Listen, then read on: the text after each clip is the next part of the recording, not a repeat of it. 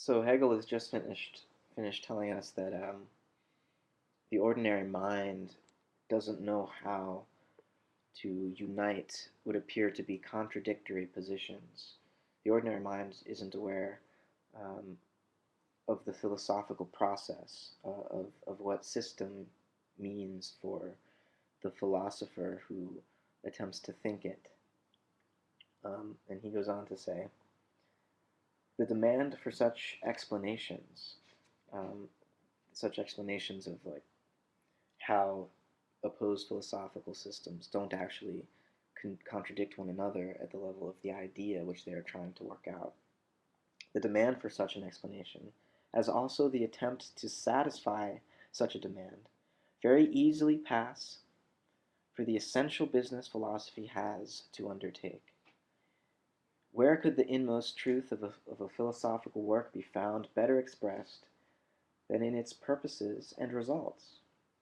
And in what way could these be more definitely known than through their distinction from what is produced during the same period by others working in the same field?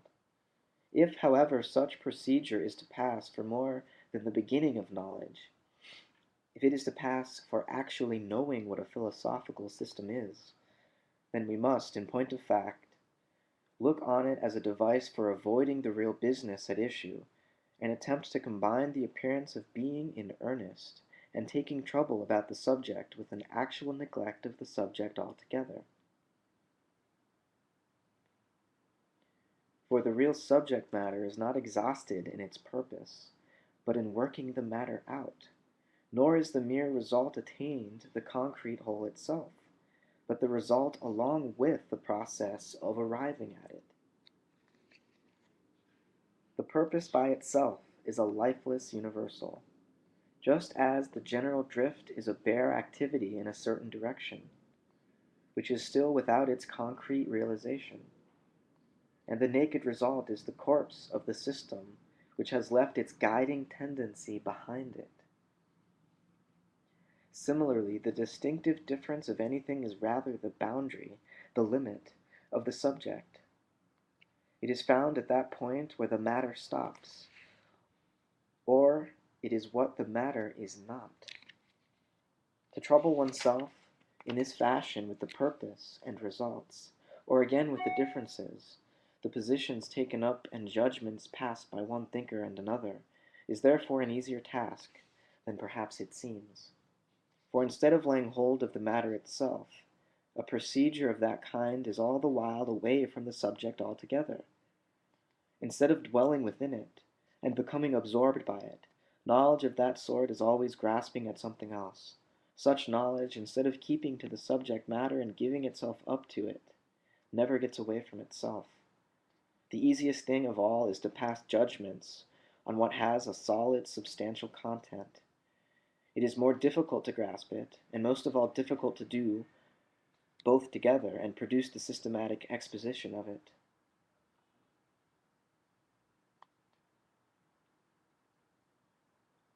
So he's trying to get us to realize the importance of seeing all the moments together, of allowing all philosophical systems, the whole history of human thought, the evolution of our species and the development of the entire cosmos, the unfolding of it out of the idea, um, as part of a whole, right? So each part, each step along the way, must somehow be integrated with where we are here and now in our attempt to philosophize.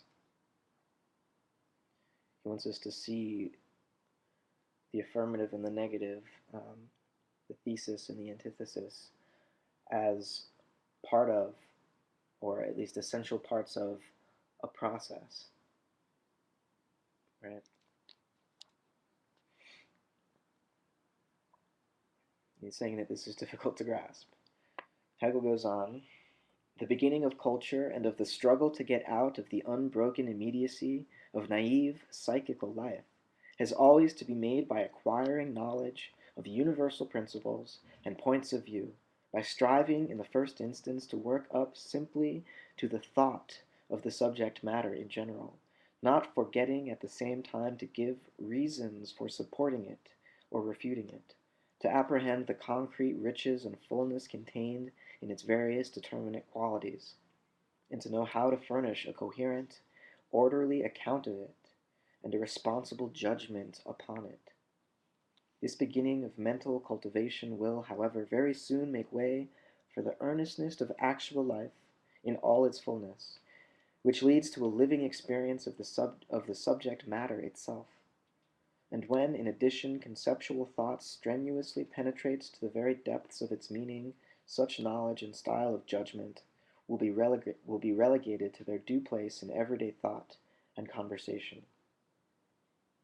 So he's saying it is possible for us to go beyond the Kantian limit of the understanding, that we can, in fact, through cultivation,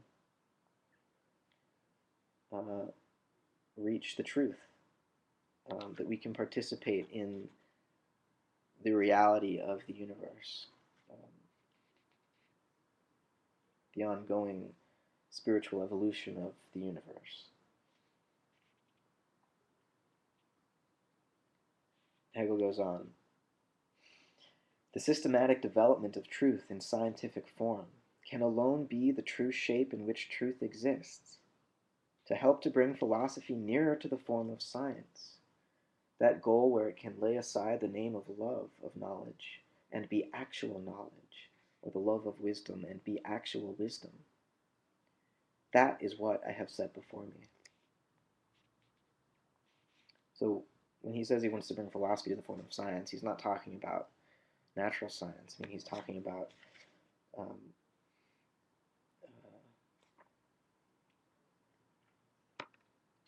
the spiritual apprehension of reality. He's talking about wisdom, knowledge, immediate insight, intuitive insight into the structure of being, of the universe, of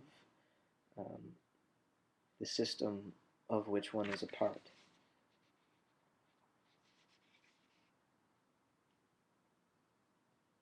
And he's claiming not to be a philosopher anymore, but in fact, not a lover of wisdom, but he is now wise, or at least he wants to, through the exercise of the phenomenology,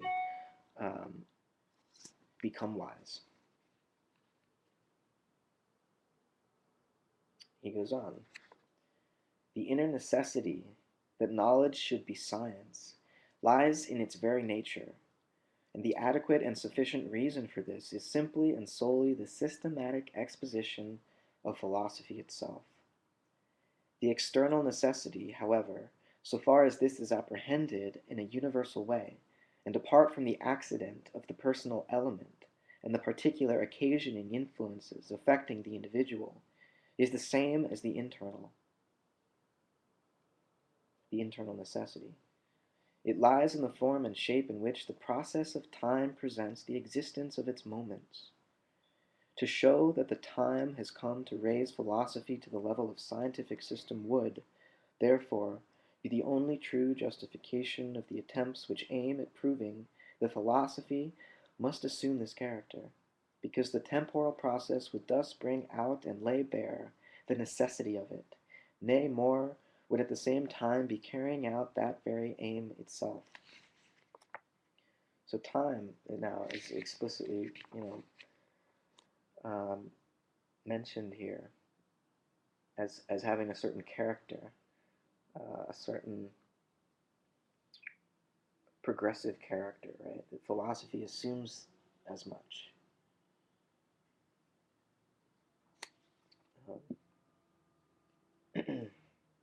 Certainly many would respond to Hegel by saying, well, then philosophy is just,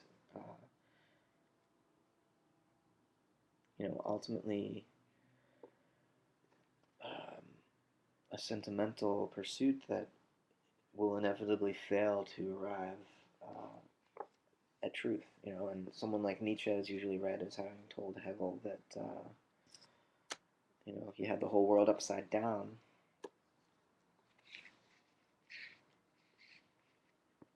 But, again, that's the dialectical moment. I don't think if Hegel were alive to speak and philosophize with Nietzsche that he would really reject him as false, right?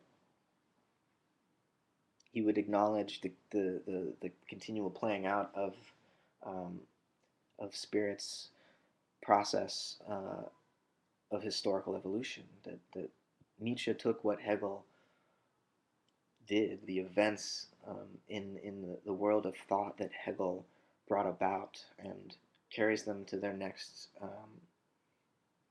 moment, right? And is an organic growth from, just as the fruit comes from the flower, and the flower from the seed. Nietzsche is, and Marx before, and they are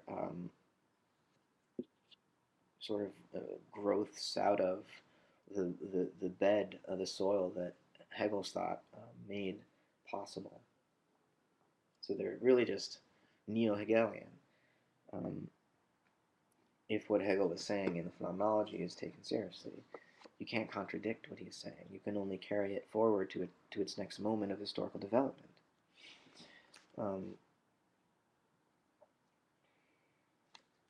Hegel goes on.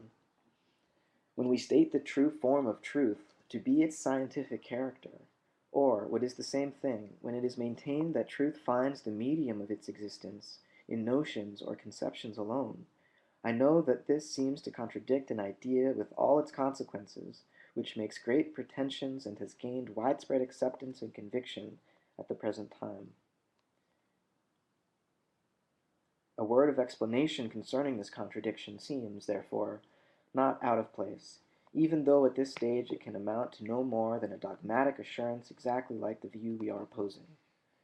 If, that is to say, truth exists merely in what, or rather exists merely as what, is called at one time intuition, at another immediate knowledge of the absolute, religion, being, not being in the center of divine love, but the very being of this center, of the absolute itself.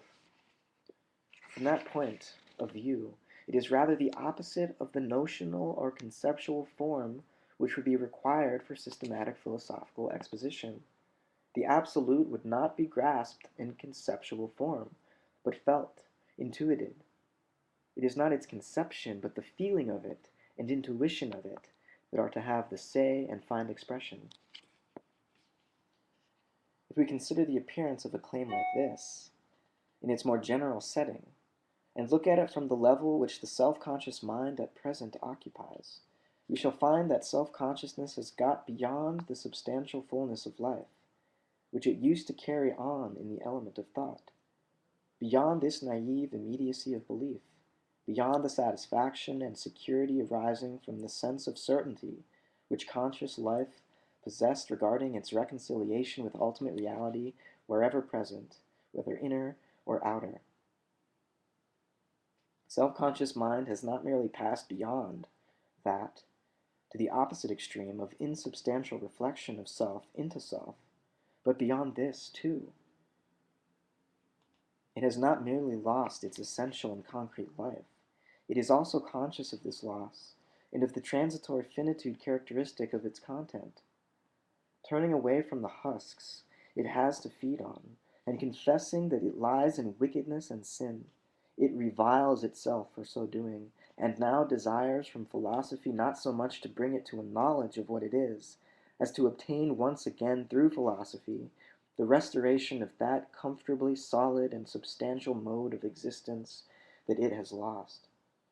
Philosophy is thus expected not so much to meet this want by opening up the compact solidity of substantial existence and bringing this to the light and level of self-consciousness, is not so much to get chaotic conscious life brought back to the orderly ways of thought and the simple unity of the concept, as to run together what thought has divided asunder, suppress the notion with its distinctions, and restore the feeling of existence.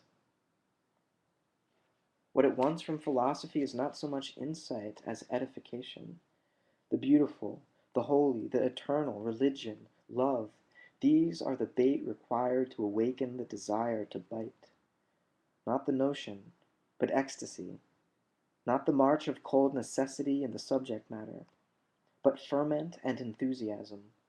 These are to be the ways by which the wealth of the concrete substance is to be stored and spread out to view. With this demand there goes the strenuous effort, almost uh, perfervidly zealous in its activity, to rescue mankind from being sunken in what is sensuous, vulgar, and of fleeting importance, and to raise men's eyes to the stars, as if men had quite forgotten the divine, and were on the verge of finding satisfaction, like worms, in mud and water. Time was when men had a heaven, decked and fitted out with endless wealth of thoughts and pictures. The significance of all that lay in the thread of light by which it was attached to heaven. Instead of dwelling in the present as it is here and now, the eye glided away over the present to the divine, away, so to say, to a present that lies beyond.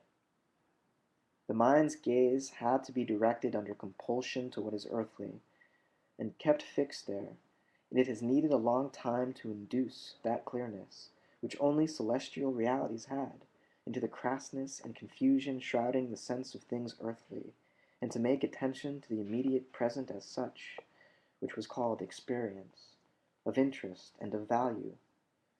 Now we have apparently the need for the opposite of all this. Man's mind and interest are so deeply rooted in the earthly that we require a like power to get them raised above that level.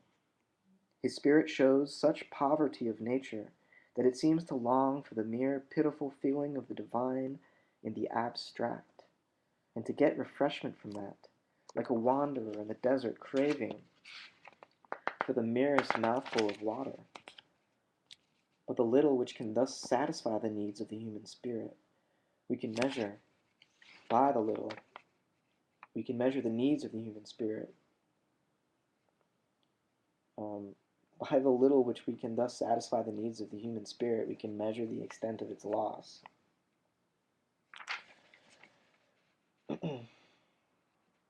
So Hegel is saying that philosophy is based on this craving, this desire, this love of God and for the divine, and that really what we're after is not the thought of the divine, but the feeling of the divine, a direct union with that absolute,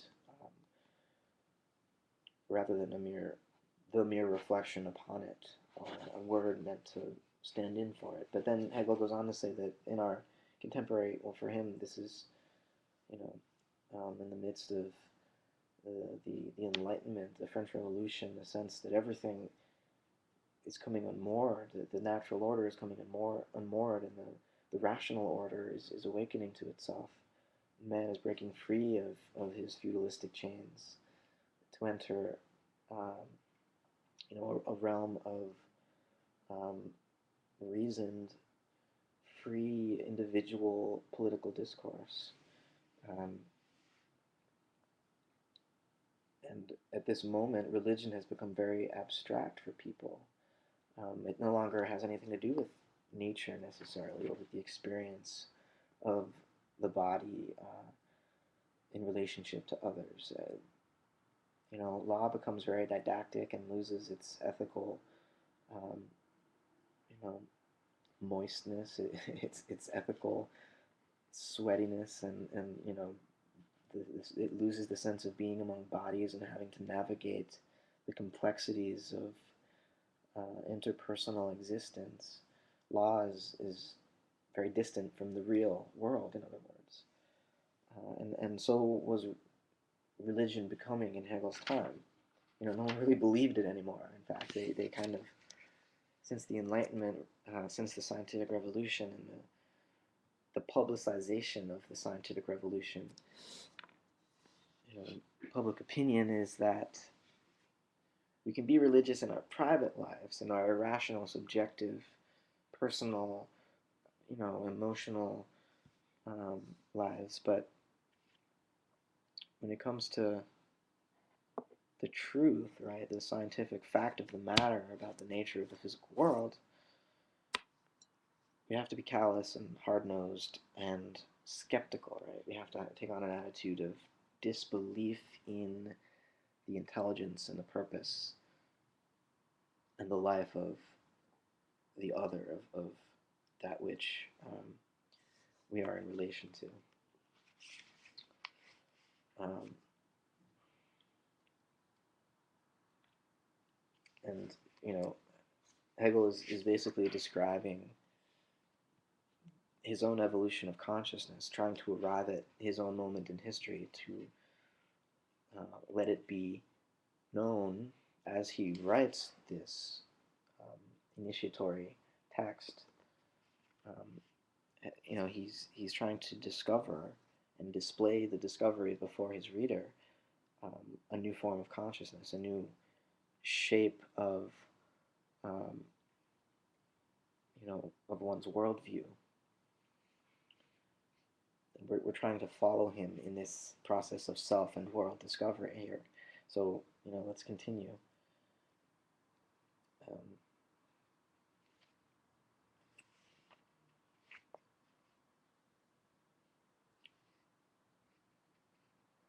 this easy contentment in receiving or stingingness in giving does not suit the character of science. The man who seeks only edification, who wants to envelope in mist the manifold diversity of his earthly existence and thought, and craves after the vague enjoyment of this vague and indeterminate divinity. He may look where he likes to find this. He will easily find for himself the means to get something he can rave over and puff himself up with. But philosophy must beware of the wish to be edifying. So Hegel's whole, real strong defense of feeling and the importance of immediate intuition of the divine, you know, and philosophy is a kind of edification and sort of attempt to teach us to experience the feeling of truth. Hegel tears this apart in the next paragraph, right? Or at least says that this can't be the whole fact of the matter. There's more. So let's go on. Still less must this kind of contentment, which holds science in contempt, take upon itself to claim that raving obscurantism of this sort is something higher than science. These apocalyptic utterances pretend to occupy the very center and the deepest depths.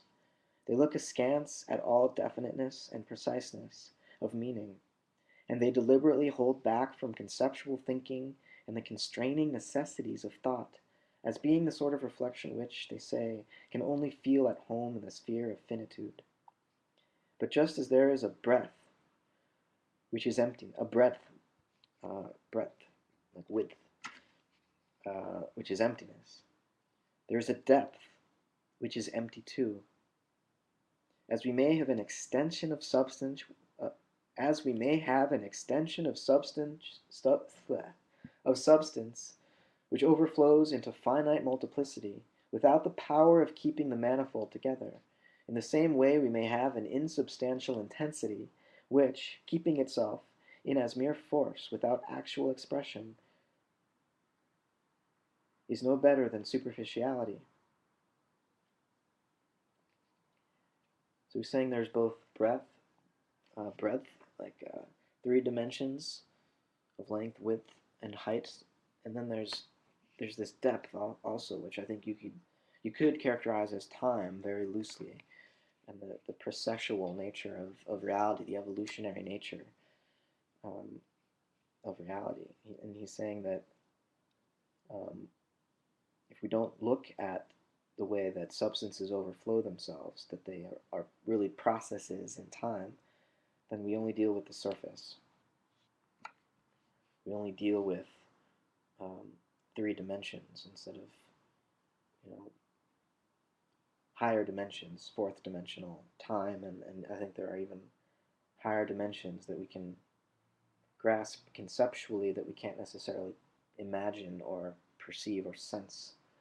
Um, and so Hegel is trying to say against intuition and feeling and that sort of immediate oneness with the world, that we need to be able to think through the differentiated structure of the whole and not simply merge with it. Um, Otherwise, we remain superficial. So Hegel goes on. 25 minutes. All right. Does Hegel go on? Hegel goes on possibly in a part 3 to reading the Phenomenology of Spirit. If you're still with me, let me know. Let me know what you're making of Hegel and my Hegelianisms.